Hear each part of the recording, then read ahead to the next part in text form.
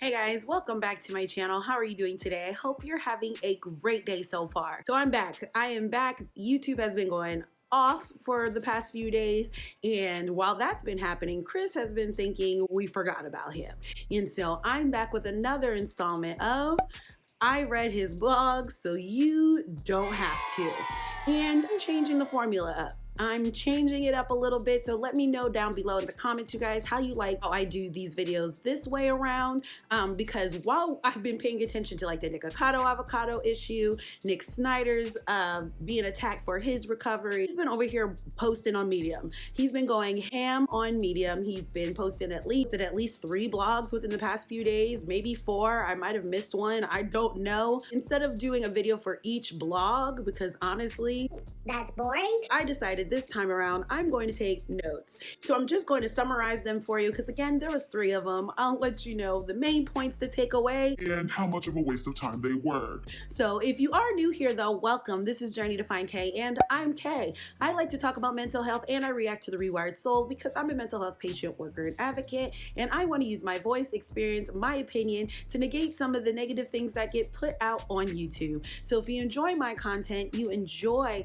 watching me, don't be afraid to hit the subscribe button down below. Hit that bell so that way you're notified every time I post a video. YouTube's been going crazy for the past few days and Chris has been thinking he's slick. He's been thinking, oh, they're not paying attention to me. He decided he's going to go ahead and enjoy his little fame on Medium and post like 3-4 blogs. Everything has been popping off on YouTube and Twitter. I missed my live stream from Christmas. I did share that I had watched his mental health live stream on Christmas from earlier that day, and he had shared that he was not going to be posting a video until most likely Sunday, Monday, Tuesday, Wednesday, whenever. He has been very active on Medium, and so I was like, oh, so that means I have some more blogs to read. Yay. I went on Medium and saw that he posted at least 3, maybe 4 blogs. So let's get into these. And so on the screen, I will pop up, maybe important parts that I took away from the actual blogs themselves. Any parts that I'm upset about, you will hear. So the first blog that he had posted was actually on Christmas Day. It was an instant jab to anybody who gets on him about listening to audiobooks. He titled it, "Audiobook Shaming is Ableist and Laughably Silly." Was a post that you knew that he was responding to those who comment on his Twitter, comment on his actual videos, telling him that him listening to audiobooks aren't reading. He wanted to. So first he starts off by bragging that he's read 75 books this year. Yay. He also credits books and his loved ones for him through this rough year. Now, his big point is saying that people who do audiobook shame is ableist because it goes against people who have legitimate diagnoses, disabilities that make it more feasible for them to listen to an audiobook rather than actually reading a book. His main point that he does focus on is dyslexia. He shares that he had a client. You know what's crazy? Now that I think about it, he reminds me of my ex-husband. My ex-husband never watches this channel. Reminds me of my ex-husband because somehow they always have a situation or story that correlates with whatever has happened in anyone else's lives. So his main point with this was driving home the force that he had a client that was dyslexic and was unable to read the big book, which ended up messing with his sobriety and he ended up relapsing. And the next time he came into the treatment center, he shared that he was dyslexic and that's why he needed audiobooks, and now he's been 2 years sober at least.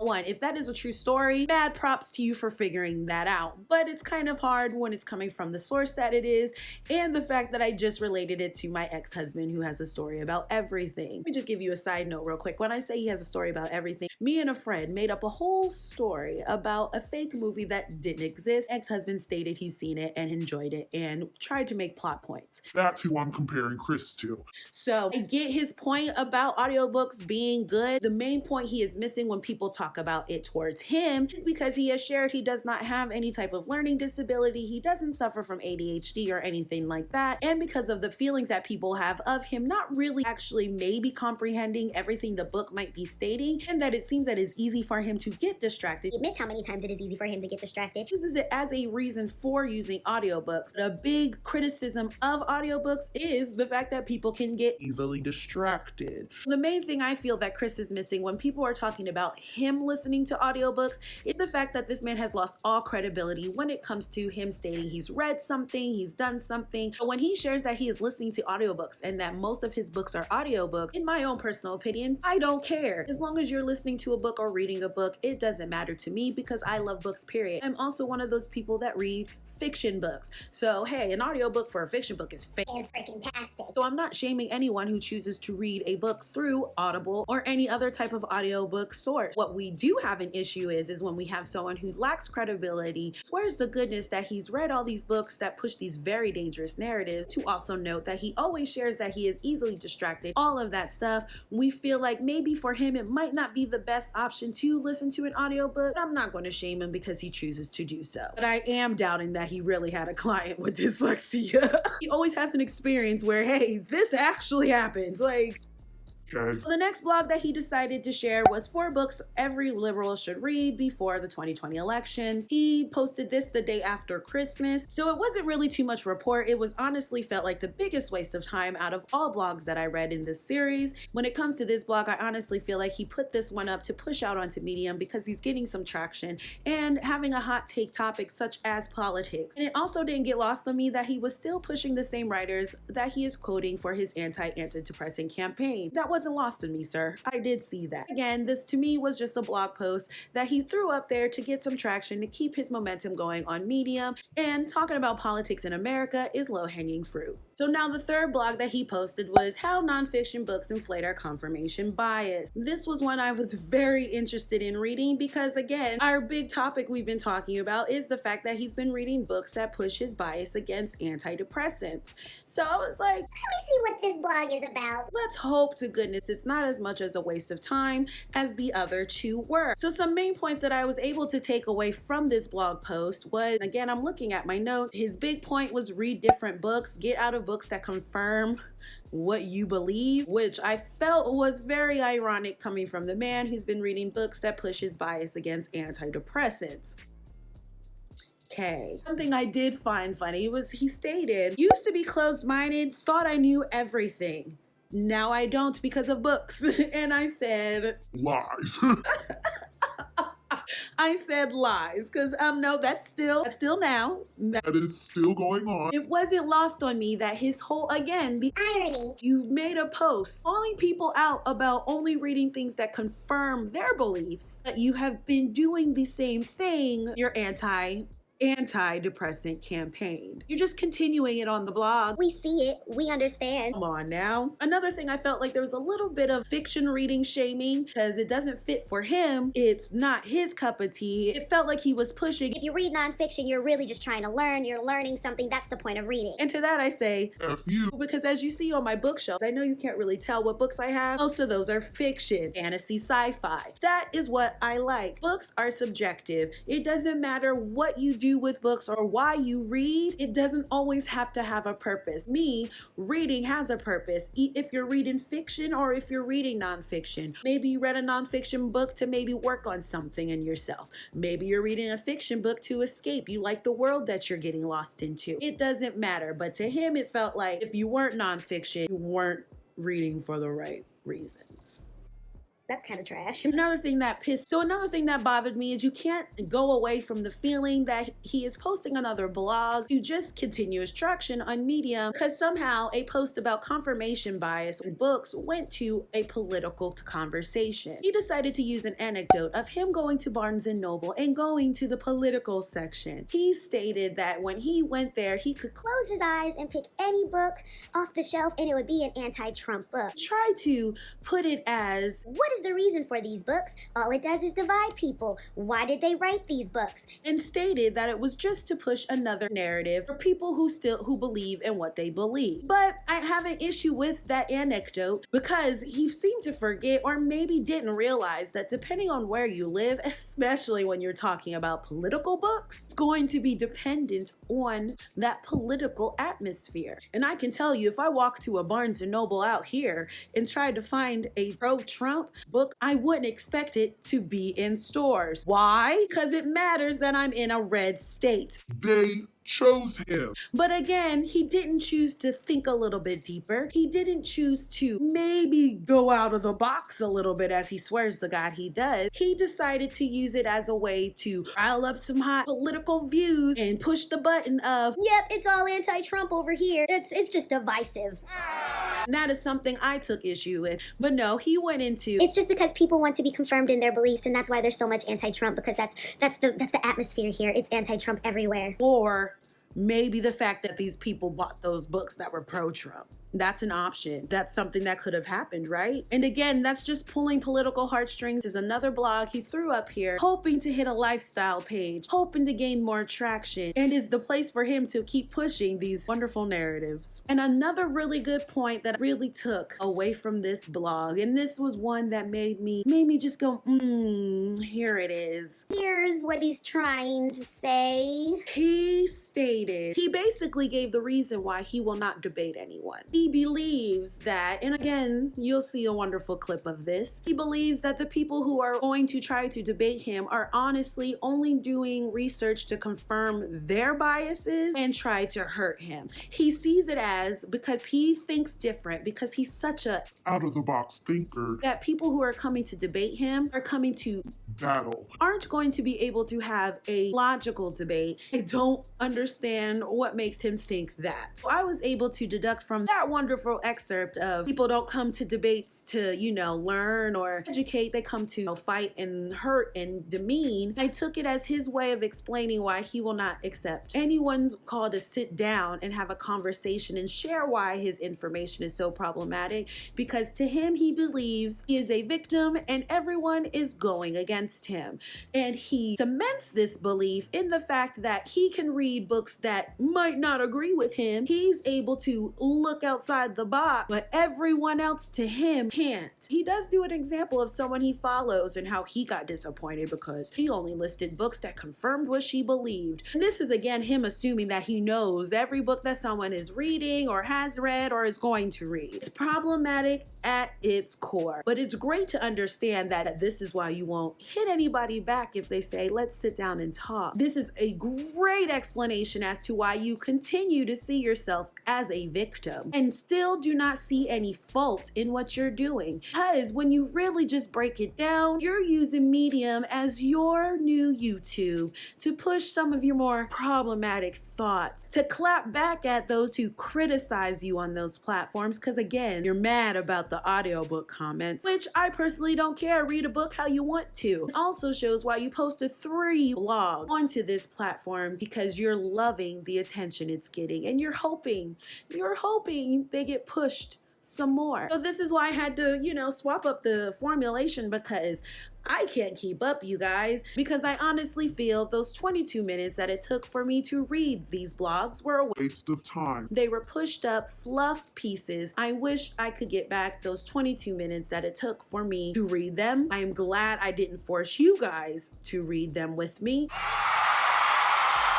Because why? I can tell you why. Because he did good on one of his blogs and he wants to keep that momentum going and he's hoping to get more push. He's not getting the love he wants on YouTube. That's why he comes to this platform to poke his little jabs and talk his little mess to the few people who are going to read this, other than me, to the few people who are following this blog. And he did put in some good little digs in there to poke back at us who criticize him. Doesn't like the fact that we don't like him listening to audiobooks, but you need to understand the criticism comes not from the fact that they're audiobooks, the fact that you're already a problem with the information that you dispense to your following, to where you need to honestly sit down and make sure you are not distracted in any way when it comes to any information dealing with mental health. That, I think, is the main criticism. I don't believe he had a client with dyslexia. I feel like no matter what, he will always somehow have some type of experience or situation that he can just relate to every topic. With the books, meh, waste of time. Pushing his narrative, of course, same people he's been quoting for his antidepressant campaign on YouTube. He's just now continuing it over here. At last, the last blog about confirmation bias, it's called Look in the Mirror. You cannot sit here and poke jabs and state that people only want to debate and argue because they want to fight and demean and hurt and push their bias on other people when it feels that that's kind of the same thing that you do. You continue to push books that fit your narrative. The books that you're pushing on this blog and the 4 books every liberal should read are confirming your own bias. So please look in the mirror and quit trying to preach to people on what they should be reading, because That's the pot calling the kettle black. and it's not lost on me that you explained why you will not debate anyone who requests a debate with you, because you're afraid and somehow still the victim after all this time. It's because those of us who are calling you out is because we are against you. We want to hurt you, demean you, bring you down. It's not because we have actual concerns that we need to talk about. I think that was very telling, and I think that was one of the best blogs out of all 3 that he posted, because again, they were all waste of time. They were all fluff. They were all just to continue his momentum on this platform and to kind of fill his time before he actually figures out what video he's going to post, because he knows we are waiting on Pins and needles. to see what are you going to do in the new year, because you're coming back full force. From these blogs, we don't see any change. So We're waiting. again, guys, let me know if you guys like this format, if this is better for you guys, because I feel like it's easier than wasting your 22 minutes or however long the video would be for each blog. I just wanted to summarize for you, give you the key points, the key issues, the key jabs that he did in them. I want to hear how you guys feel down below in the comments. Let me know, are you ready for his videos? You ready for the new year to see new year, new Chris? Well, not really New Year, new Chris. He's already said he's not going to change. He's coming back full force. But still, are you guys ready for his new video that's supposed to be coming out this next week? I want to hear from you guys. If you made it this far and you haven't subscribed, what's stopping you? Don't be afraid to hit that subscribe button down below. Hit the bell so that way you're notified every time I post a video. And if you liked this video, don't be afraid to hit a thumbs up so that way I know the way I did this video, you guys like it. So I will catch you guys in my next video. I will be doing a live next week. I will keep you guys updated either on Twitter. So if you don't follow me on there, follow me on Twitter. We be talking. We be jiving over there. I'll talk to you guys later. Bye. Y'all, I can't stand my neighbors. Let me hurry up and do this video. Hey guys, editing K. Yeah, I said that. I can't stand my neighbors. I'm sitting here trying to do my real quick edit. My neighbors are in my mouth on the stairs by me. I can't stand my neighbors, y'all. I'm sorry. I don't like them. I don't like them at all. I just saw that Chris posted another blog post about books he continues to recommend to people to read because he's trying to keep that streak on Medium. And this most recent list was about borderline personality disorder, his obsession. Books aren't anything really for me to remark about because these are books that he's been pushing, you guys. These are the books he swears to goodness that, educated him about borderline personality disorder. The Diagnosis that he didn't have. Again, he's just pushing his narrative on Medium because he's getting the love. So we're going to see what's in store for us next week, because again, he's supposed to be posting, I think this might go up Sunday, so he's supposed to be posting either today or tomorrow or New Year's Day. We don't know. But I want to just throw this in here and let you guys know that's blog number 4 within the past few days. He's on a roll. I've read them. They aren't that great. I want to shout out, I think her name was Taisha. I think it's Taisha. I want to shout her out if she watches my videos. She went in on Chris about his audiobooks and why people don't like him reading audiobooks, which is kind of what I kind of covered in my video as well. She explained it perfectly. She explained it on point. And so I feel like if anyone wants to go look on Twitter, I know a lot of y'all are blocked. You guys can just look on Twitter though and see maybe her comment, because I think she retweeted it or something like that. I don't know how that works. I'm not that tech savvy, y'all. She said everything I was thinking, everything I was feeling. She went in on him, and all I could say was, that was perfect. We need to hear from was somebody who understands. And I mean, I know ADHD, which I am diagnosed with. I know that is considered a learning disability. I have children with learning disabilities. Both of my boys are on the spectrum. It's just with him, he's out here using it as an excuse not to read because he doesn't enjoy it. Doesn't claim any learning disabilities. From what we understand, he don't listen that well because he's pushing trash narrative and all of that. But we're not going to go into all of that again. Because like I said, I don't knock anybody who reads an audiobook, but Taisha did it perfect on Twitter where she told him straight up why people have an issue with him in audiobooks. So yeah, that's the most recent update. Again, he just, his favorite diagnosis, borderline personality disorder. The article wasn't bad. I mean, he pointed out points everybody always points out and listed the same books that he has already read. So you already know why these are up there. It's to stroke his ego. He's getting some attention. He wants to keep that ball rolling. It is what it is. But I wanted to include that blog into this video as well because I want him to post a video. I'm ready for a video. Don't judge me, y'all. I look rough. Sorry. Back to the end of this video.